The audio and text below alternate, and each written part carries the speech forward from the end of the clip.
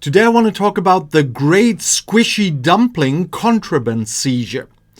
When international onlookers observe the machinery of British law enforcement, they usually imagine elite counter-terrorism squads, high-speed maritime chases, or sophisticated intelligence agents intercepting dangerous global smuggling syndicates.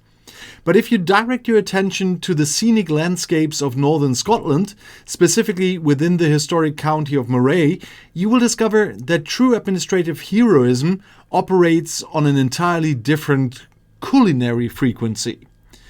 Recently, a dedicated division of civil servants known as Trading Standards Officers launched a high-stakes retail raid designed to protect the local population from an unprecedented subterranean menace. And the objective of this dramatic operation was not to uncover illicit currency or dangerous weapons, but rather to permanently dismantle a massive distribution network of highly illegal sensory squishy toys. And to fully appreciate the absolute structural absurdity of this enforcement action, our global audience must understand that these confiscated items look exactly like delicious Asian dumplings, like decorative miniature cakes and solid blocks of premium dairy butter. In the modern digital era, these soft polymer stress relief objects have become an absolute global phenomenon, praised by psychological experts for providing immediate emotional comfort through simple manual compression.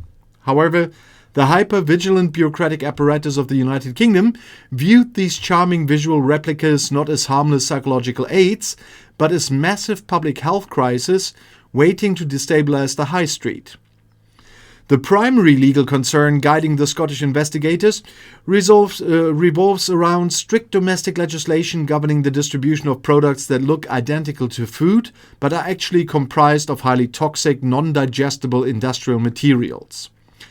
According to the formal regulatory framework, presenting a piece of flexible synthetic polymer that perfectly mimics a freshly baked pastry creates an intolerable hazard for unsuspecting citizens who might possess an overly optimistic appetite.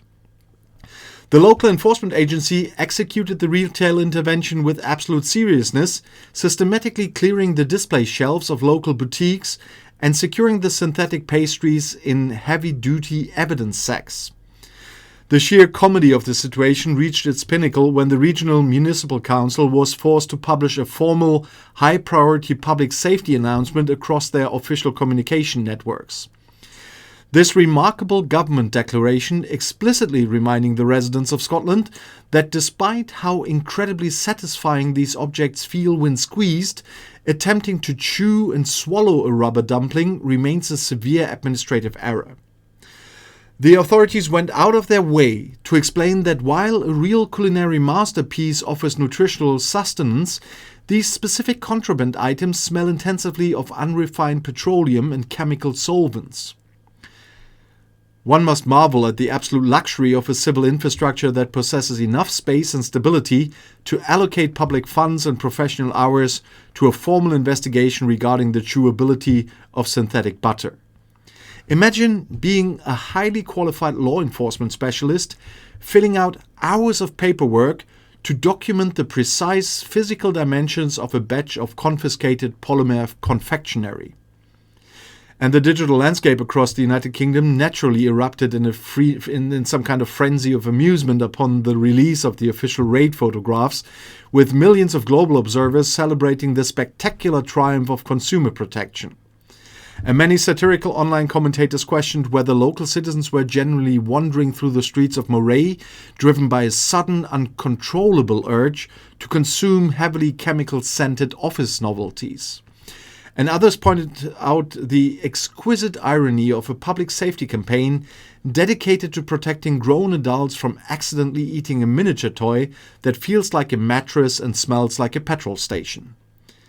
But it highlights a beautiful, unique characteristic of the British administrative psyche, a culture that insists on implementing absolute regulatory perfection, even when dealing with the most trivial components of contemporary commerce.